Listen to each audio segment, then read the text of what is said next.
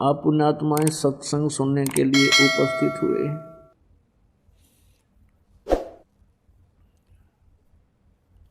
जन्म जन्मांतर के पुण्य और सत साधनाओं का जब संग्रह हो जाता है तब परमात्मा मनुष्य जीवन देता है। और भी अत्यधिक जो पुण्यकर्मी प्राणी होते हैं मनुष्य जीवन प्राप्त करके वे सतगुरु शरण ग्रहण कर पाते हैं। वो अत्यंत पुण्यकर्मी होते हैं। उनमें से आप जी हो, कोई भी कारण आपके लिए बना, आप परमात्मा के चरणों तक पहुंच गए हो, चाहे कोई किसी कारण से भी आया है, कोई दुख के कारण यहाँ आया है, कोई संकट के कारण आया है, तो वो संकट वो दुख उसके लिए वरदान सिद्ध होगा। यदि वो आपत्ति उस पे नहीं आती तो वो प्राणी यहाँ नहीं आता। कुछ पुण्यात्माएं ऐसी हैं जो केवल परमात्मा की ही तलाश में लगी हुई है। वो भी पुण्यकर्मी प्राणी हैं और वो परमात्मा की चाह उनके लिए वरदान बन गई कि वो यहाँ पहुँच गए। और मनुष्य जीवन प्राप्त करके जो प्राणी भक्ति नहीं करते हैं तो वो कर्महीन है। और जो भक्ति कर भी रहे हैं और शास्त्र विधि त्याग के मनमाना आचरण करने वाले संतों के पास चले गए हैं, जो शास्त्र विधि रहित साधना करवा रहे हैं, तो उनका जीवन भी व्यर्थ है, वो भी कर्महीन है। पुण्यात्माओं, मनुष्य जीवन की प्राप्ति बार बार नहीं होती। परमेश्वर कबीर देव जी स्वयं आकर के इस तत्व ज्ञान को बताते हैं और समझाते हैं कि मानुष जन्म दुर्लभ है, मिले न बारंबार, जैसे तरवर से पत्ता टूट गिरे वो बोहर न लगता डार। दुख में सुमरण सब करे, सुख में करे ना कोई, जय सुख में सुमरण करे तो दुख कहे को होए। सुख में सुमरण किया नहीं, दुख में करते याद, कहे कबीरता दास की, फिर कौन सुने फरियाद। राम नाम रटते रहो जब तक घट में प्राण, कबहू तो दीन दयाल के बनक पड़ेगी कान। मानुष जन्म पाए के जो नहीं रटे हरि नाम, जैसे कुआ जल बिना बनवाया क्या काम। राम रटत कन्या भली, साकेट भलो न पूत, छेरी के गल में गलथना, जिसमें दूध ना मूत। राम रटत कोड़ी भलो, चू चू पड़े दो चाम, वो सुंदर शरीर किस काम का, जा मुख नाही नाम। राम रटत दारिद्र भलो, टूटी घर की छान, वो सुंदर महल किस काम के, जहाँ भक्ति नहीं भगवान। जिव्या तो वाए भली, जो रटे हरि नाम, नहीं तो काट फेंक दियो, ये मुख में भलो ना चाम। पुण्यात्माओं, परमात्मा परमेश्वर स्वयं आकर के हमें चेताते हैं, ये समझाने की चेष्टा करते हैं कि प्रथम तो ये मनुष्य जीवन बहुत ही दुर्लभ है, बहुत कठिनता से प्राप्त होता है। और मनुष्य जीवन पा करके जो परमात्मा की भक्ति नहीं करते हो तो फिर आपका मनुष्य जीवन व्यर्थ है। जैसे कुआं जल बिना फिर बनवाया क्या काम। अब जिस कूप में जल नहीं है और वो खोद भी रखा है, उसके पक्का स्ट्रक्चर भी बना रखा है और बहुत सुंदर दिखाई देता है, उसमें जल है नहीं तो वो नाम कूप भले ही है लेकिन गुण कुएं के नहीं है उसमें। इसी प्रकार जो मनुष्य जीवन प्राप्त करके प्राणी परमेश्वर की भक्ति नहीं करते हैं, उनका नाम मनुष्य अवश्य है लेकिन गुण मनुष्य के नहीं है। फिर बताते हैं, राम रटत दारिद्र भलो, टूटी घर की छान, वो सुंदर महल किस काम के, जहाँ भक्ति नहीं भगवान।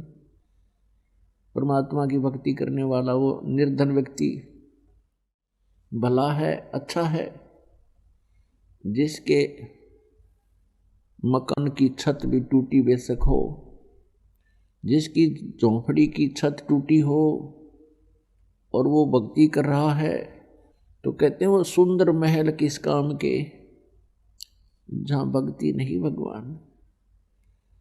अच्छे महल हैं, खूब बढ़िया कोठी बना रखी है, परमात्मा की भक्ति नहीं करते हैं। उनसे तो वो गरीब व्यक्ति, निर्धन व्यक्ति, जिसकी छान बनी है, एक झोंपड़ी है, हट है और उसकी भी छान टूटी हो, छत टूटी हो, यानी इतना निर्धन हो तो भी वो उस मायाधारी पैसे वाले से अच्छा है, भगवान को वही पसंद है। क्या बताते हैं, कबीर सब जग निर्धना, धनवंता ना कोई, धनवंता सो जानियो, जिस पर राम नाम धन होए। पुण्यात्मा,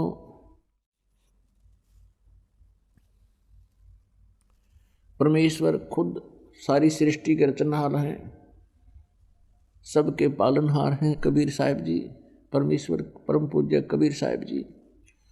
और वो काशी में, बनारस में आए, एक जुलाहे के यहाँ रहने लगे। परवरिश की लीला जुलाहे के घर पर हुई और ऐसे निर्धन के अपना कपड़े की बुनाई करते, मेहनत मजदूरी करते थे और उस कपड़े के बुनने से जो मेहनताना मिलता था उसी से अपना गुजारा करते थे। एक झोंपड़ी में रहते थे, कुटिया में, और अपना भक्ति भी करते थे, प्रचार भी करते थे, उसी में से दान भी, धर्म भंडारे भी करते थे।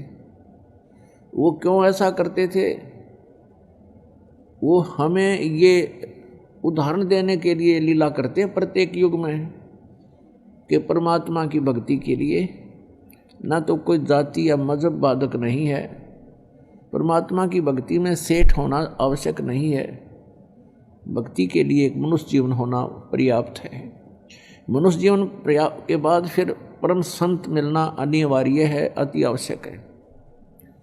परम संत मिलने के बाद फिर भक्ति आप किसी तरह भी, चाहे आपके पास पैसा है, सेठ है, कोई राजा है, अच्छी बात है, वो भक्ति करता तो बहुत ही अच्छा, वो भी अच्छा है। और ऐसा निर्धन भी भगवान की भक्ति करता है तो वो भी भगवान को उतना ही प्रिय है। अब कहने का भाव यह है कि सभी सेठ नहीं हो सकते, सभी धनी नहीं हो सकते, और जैसे कि हम भक्ति के बिगड़े हुए प्रारूप को ज़्यादा देखते हैं, जैसे हम देखते हैं उस सेठ ने वहाँ 11,000 रुपये दे दिए, ऐसे देखते थे, उसका नाम लिखा गया उस आश्रम पे, तो आम व्यक्ति यूँ सोचा करता, भाई यूँ ये पार होंगे जो इतना दान करते हैं। किसी ने धर्मशाला बनवा दी, उसका नाम लिखा हुआ है, किसी ने कितना कुछ दान कर दिया, किसी ने कुछ कर दिया। तो हम ये सोचा करते थे इन्हीं का नंबर है, ये पार होंगे। लेकिन परमात्मा कहते हैं दान वित्त समान है, आपकी क्षमता के अनुसार दान कीजिए, वही पर्याप्त है। जैसे एक व्यक्ति के पास जो है अरबों की संपत्ति है और उसने 2 लाख रुपये दान कर दिए, बहुत अच्छी बात है। और एक व्यक्ति के पास 2000 रुपये की इनकम है और उसने जो है उसमें से 1000 दान कर दिया, तो वो उससे अत्यधिक है जिसने 2 लाख दान किए। इन दोनों के अंदर फिर भावना देखी जाती है, यदि भाव सही है, सच्चा भाव है, तो फिर परमात्मा को स्वीकार्य होता है। कहने का भाव ये है कि परमात्मा में आस्था, श्रद्धा, एक लगन विशेष हो तो दोनों ही भक्त परमात्मा प्राप्ति कर सकते हैं। लेकिन सभी सेठ नहीं हो सकते, सभी के पास ये व्यवस्था नहीं हो सकती, क्योंकि पूर्व जन्मों के हम पुण्यों को स्वर्ग में बर्बाद कर चुके हैं। अब फिर नए सिरे से हमारा जैसा प्रारब्ध बना है बचे खुचे कर्मों का, उसी को हम भोग रहे होते हैं। परमात्मा आते हैं, सत भक्ति करवाते हैं, हमें फिर से धनी बनाते हैं भक्ति का, तो फिर हम परमात्मा पाने वाली लाइन में लग जाते हैं। अब जैसे दूसरा प्रारूप बिगाड़ रखा भक्ति का कि जैसे कि परमात्मा वही प्राप्त कर सकते हैं जिन्होंने सब त्याग दिया, घर छोड़ गए, जंगल में रहने लगे, घास फूस फल आहार करके अपना जीवन व्यतीत करते हैं। और कोई तप करता है खड़ा हो करके, कोई धुने लगा करके चारों ओर अग्नि जला करके बीच में बैठा रहता गर्मियों में, सर्दियों में ऊपर से जलधारा करता है। परमात्मा कहते ये कोरे पाखंड हैं, ढोंग हैं, ये आडंबरी व्यक्ति हैं, इनसे कोई लाभ नहीं, ना ये शास्त्र अनुकूल साधना है।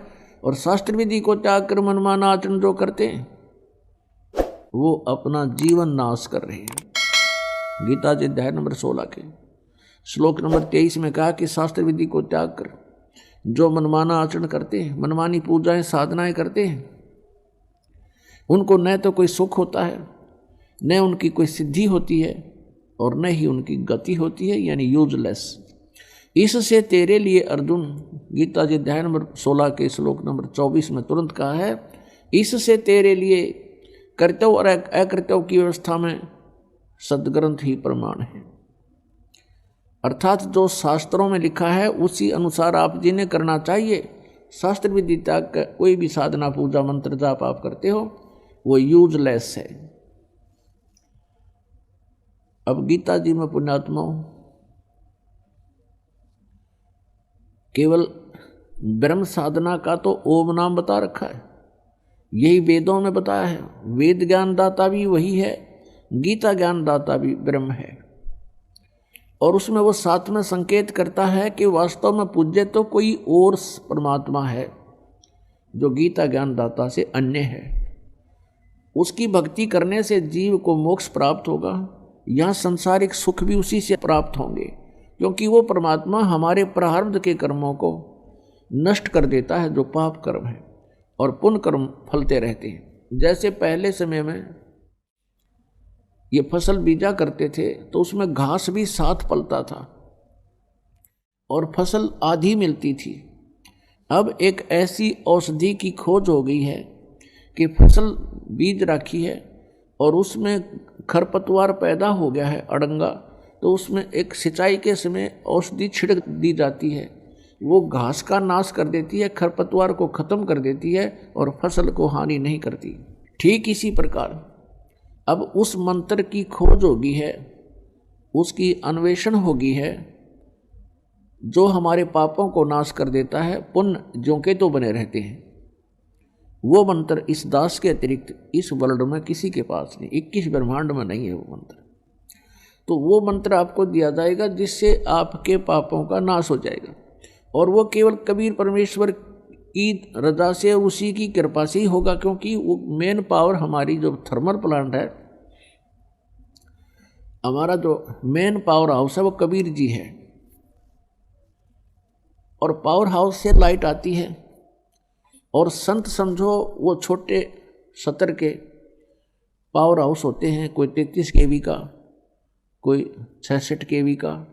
तो उन संतों से जो उस मेन पावर से कनेक्टेड जो संत है वो भी एक समझो पावर हाउस है, और उस पावर हाउस से फिर आपको कनेक्शन है तो आपके काम बढ़ेंगे, सही सारे काम होंगे।